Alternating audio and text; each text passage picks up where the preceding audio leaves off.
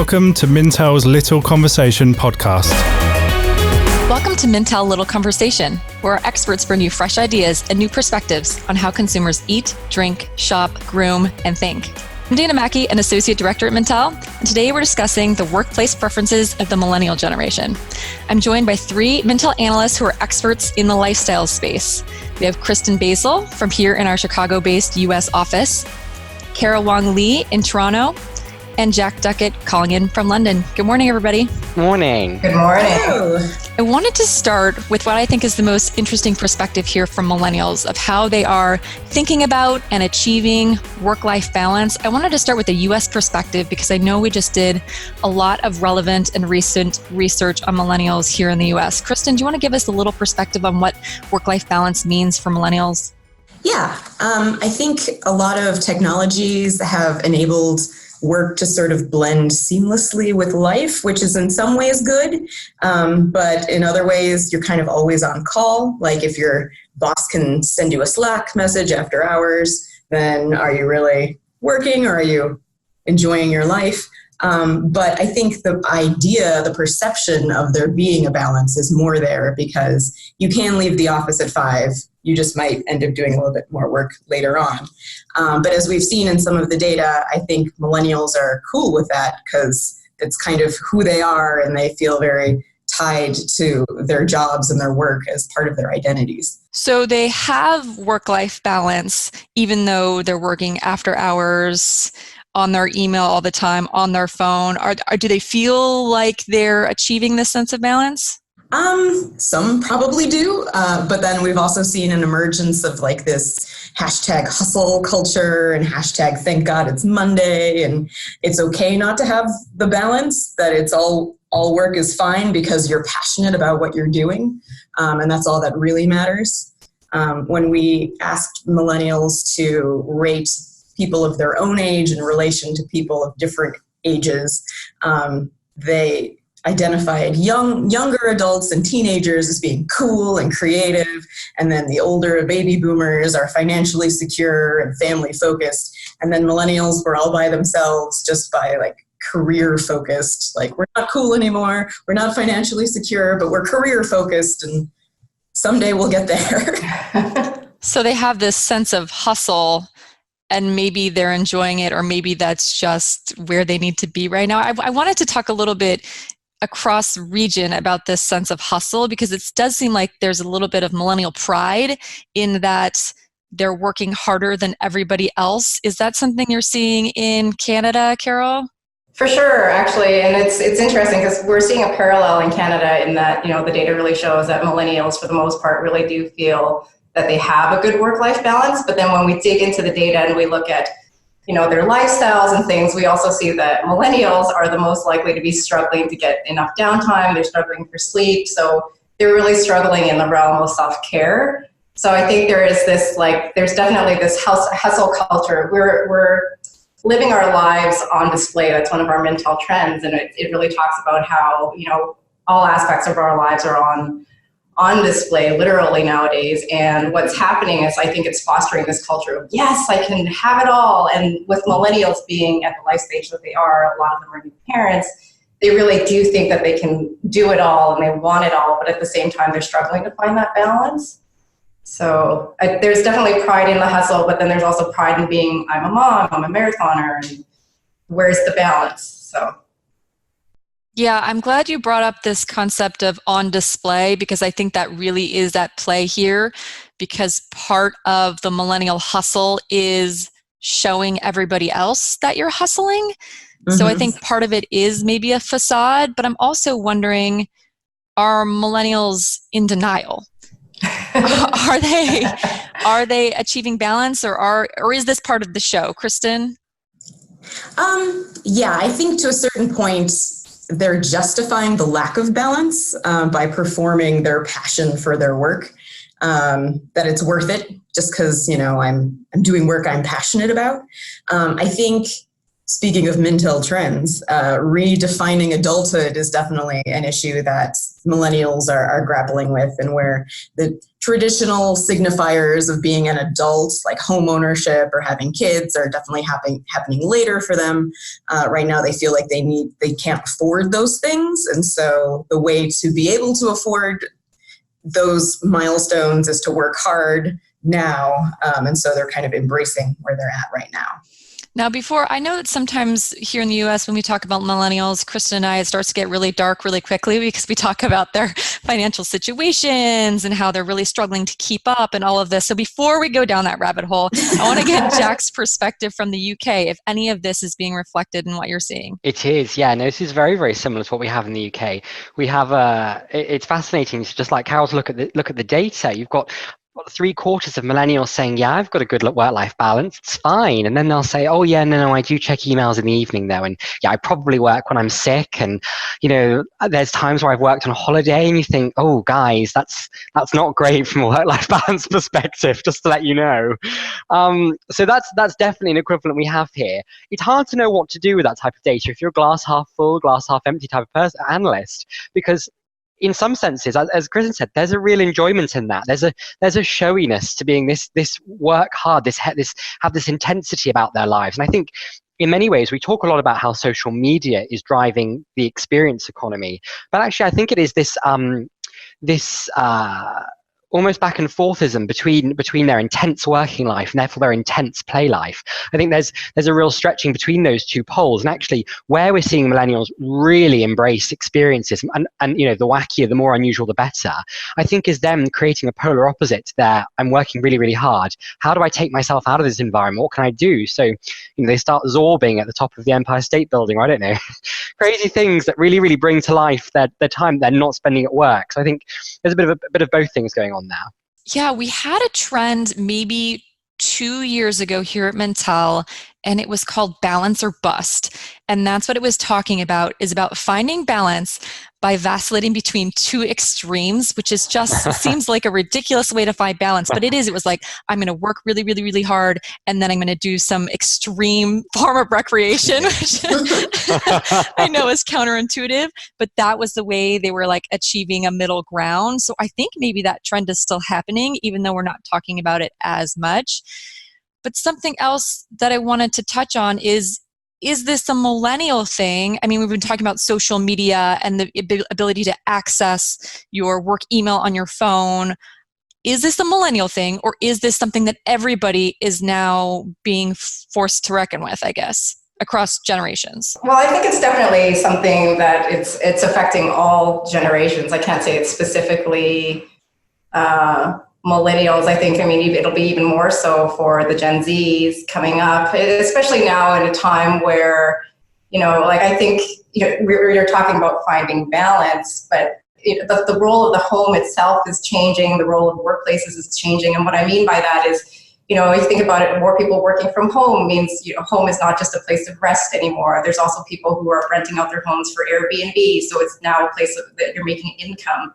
So I think work also is shifting too, and we're seeing offices incorporate things like shuffleboards, or there's different kind of activities. People are having knitting groups in the offices. There's definitely that bridging of the gap in between, and this is something that's affecting all generations. It's the leaders that are deciding to put in these systems in the office.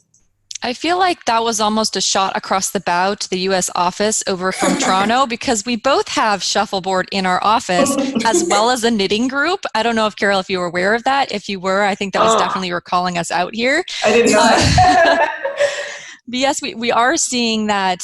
I mean, I think most notably with Google, we want to keep everyone on our campus as long as possible. So how do we make the work environment more like the home environment? And I hadn't thought about this, Carol, but you're right. We're also making our home environments more our work environments.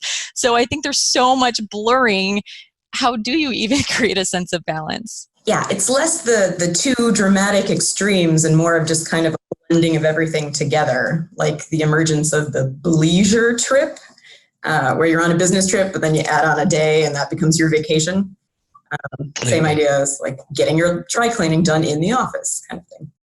Yeah. So, I mean, just because we were talking about our workplace here, is there something that employers should be doing to recruit and retain millennial talent, maybe aside from we've got giant Jenga here too, guys. We've got a Connect 4, Shuffleboard, giant Jenga. But aside from, is that even attractive to millennial workforce? Do you think creating more amenities at the workplace, or is this something that's just been overblown? I think there is a demand for that type of entertainment space within the workplace. I think people are keen to see ways of enjoying the workspace more. There's an acceptance they're going to spend time there, and they want to be able to enjoy it more. I think what's really perhaps is slightly unique, perhaps it's a UK thing as well to millennials, but I think it's generally is that this, statistically, I'm not saying anything against previous generations, is formally the most educated generation that we've had in the UK. And with that, this huge push that came just as I was a child, and I've really followed the system through, is that as we've got older, we've been encouraged to follow a very formal training path. That is, to take exams at certain times, to move on to university, to go into a grad scheme or to an apprentice scheme. So our education, our approach to the world is really formalized and graduated. And I think that you cannot, I struggle with this a lot, and I still do. You cannot jump from that very gradual and very incremental step into the working world. And when I got here, there was this real culture shock between people who'd been here for a while and who'd had this into the deep end work experience. And a lot of millennials my age and starting to work saying, actually, I'm not prepared to accept an into the deep end. I'm sorry, I need some hand holding. That's how it's been for the last 22 years. So I think that's not a criticism of anyone. That's just as an employer, I think in the workplace, the real thing is there's a desire for formal learning, and there's a desire for showing how things pace out, the stages of how work develops. And I think those already exist in organizations. The previous generations have always demanded those. It just needs to be really clear now. Millennials love a plan and a pathway. And if it's not clear, that's when they start to get a bit disinterested and sort of move on to something else where they can create that plan, where they can plan things out and be a little bit more in charge of what's going on for them. I think that's definitely here a trend. We asked people of all generations here in the US what qualities they would want in their ideal job. And basically, no matter how old you were, you wanted stability for several years and a general work-life balance. But then the millennials definitely skewed a lot higher for career advancement and a title that other people might be impressed by. So yeah, like they want a plan and to be working towards some sort of goal or achievement or the ideal title or whatever it is that they're striving for. I totally agree. And I think it's actually interesting too, because on the one hand, Jack, you're saying like there's this real formalized path that a lot of us have been used to following, and there's this demand for like show me how to get there, show me, and then acknowledgement on the other hand. But then at the same time, it seems like the younger generations, like a lot of us, are not necessarily looking to stay 30 years at a job anymore. We're not looking to be, the definition of a lifer at a job today looks very different than it would have for the boomer generation. So I think it really is about getting the most out of it now. And this actually reminds me a lot of like what's going on in the retail sector, where it's really about building relationships than it is about thinking about retention necessarily. So it's about treating people with respect now. It's about showing them how. It's about showing a little bit more empathy, giving a little bit more care, I think, to the person now and making the most of the moment now than it is necessarily, we're gonna take you on this 30-year path. Yeah, we have seen, we get this stereotype a lot that millennials don't stay in their jobs and they're job hopping, and I don't think we've really seen that been proved out necessarily by the data, at least not here in the US. But I think to kind of what everyone was speaking to, it's about showing that there is a path for growth within a company to kind of keep someone here and offer them these learning opportunities to move up that ladder.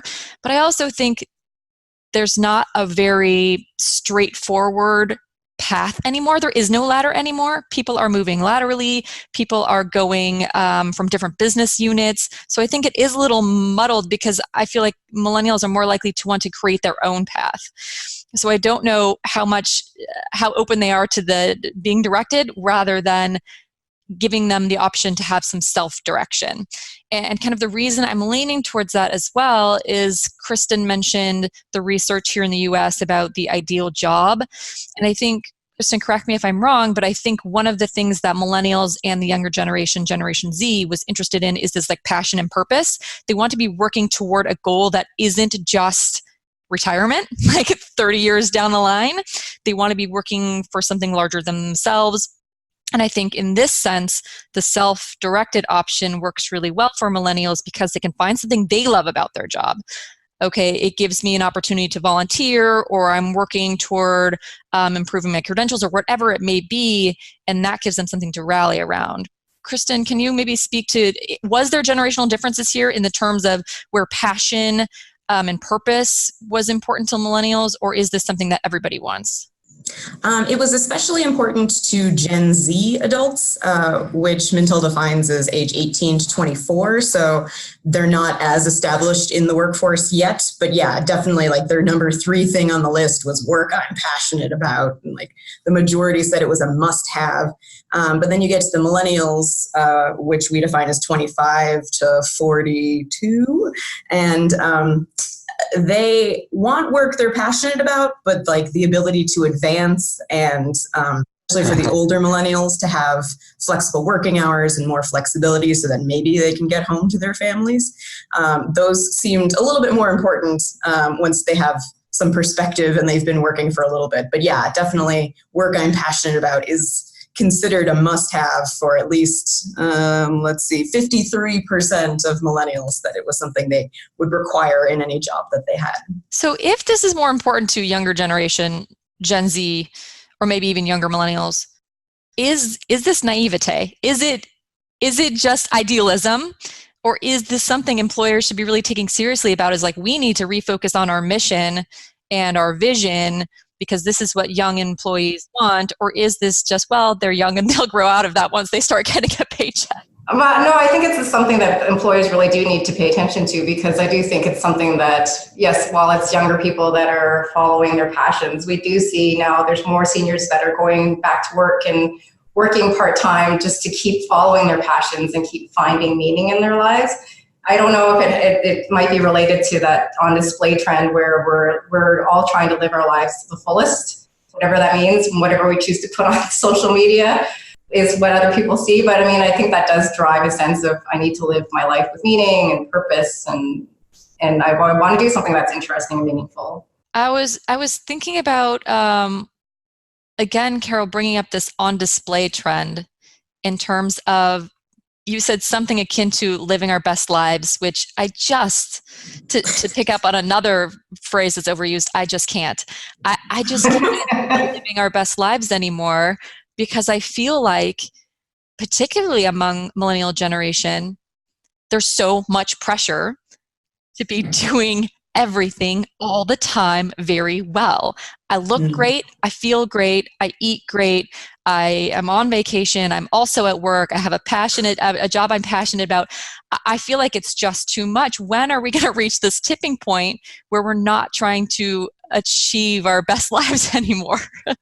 Yeah, no. That goal? I don't know. But I feel like millennials are like they right now anyway, they are the generation that's going to be struggling the most, because they're in this transitional state in life. They're becoming new parents. And so they're moving from this like, oh, I want to do everything, I want to just do what I'm passionate about, to realizing the reality is like, I've got childcare to pay for. It's really expensive. I have to pick up my kid at 4. How do I balance my work? But then there's also, so there's these traditional notions that we've all grown up with, and even within the household, still we have data to show that women still remain more primarily responsible for household chores. So there's these traditional influences that are also pulling millennials while they're trying to figure out, how actually to live their lives with meaning, but then be able to take care of the logistics. I think that is my primary problem with living your best life. I'm pointing at everybody right now, because no one can live up to that. And as millennials are aging and facing more and more pressure, both financial and caretaking responsibilities, both for their families, their kids, but also perhaps for their parents as well, I think it's going to become increasingly difficult for them to live up to this best life standard. And what a high standard we're setting. Your best life, the best. And so I'm wondering if at some point we're going to see a little bit of backlash here, or at least a reversal of this trend. But then I'm thinking about, Kristen, this data that you have that says it's okay to be average, and how nobody thinks that's okay. So I don't know. What do you think? Baby boomers think it's okay. This is where we as analysts have a hard time. Sometimes it's hard to know if it's age related or if it is that sort of the perspective that comes from the era in which one grows up. Because we're seeing for baby boomers, a job is just a job. It's not who they are. You clock in, you clock out, you don't work after hours. It's okay to be average as long as, you can enjoy your best life in retirement, I think is what they're all looking for.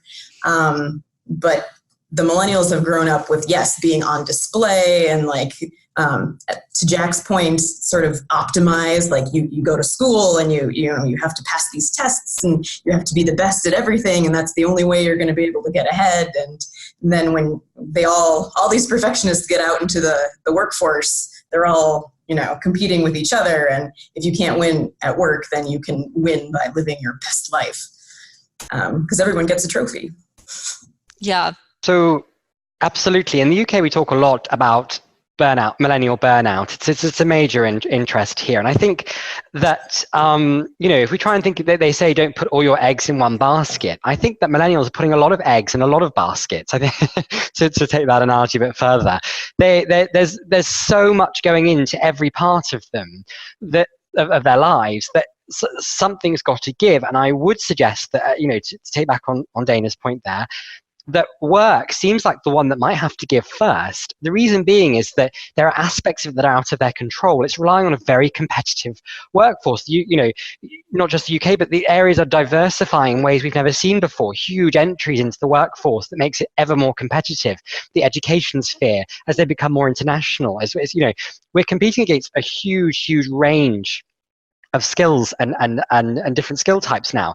And I think what comes with that is the pressure starts to ramp up. And I think as you start to barter and get your way along, when do I pick up my kids? How do I get promoted? It's the first one that kind of has to give. Why? Because there is going to be someone else who can fill that gap. And I think the problem is that millennials, with that structured upbringing, perhaps aren't used to those gaps being there. We've all moved along in a very structured way. And the workforce is adapting, I would actually suggest, but it's adapting in a slightly slower way. And so there are gaps, there are pitfalls to fall into. If you do need to try and create balance where you go and pick up your kids after a busy day of work, or you have a doctor's appointment, someone will slot into that. And that's a difficult one. It's negotiating relationships, basically. And that's something we all have to learn. Maybe that is just the side of being millennials are still young. They're still working out relationships.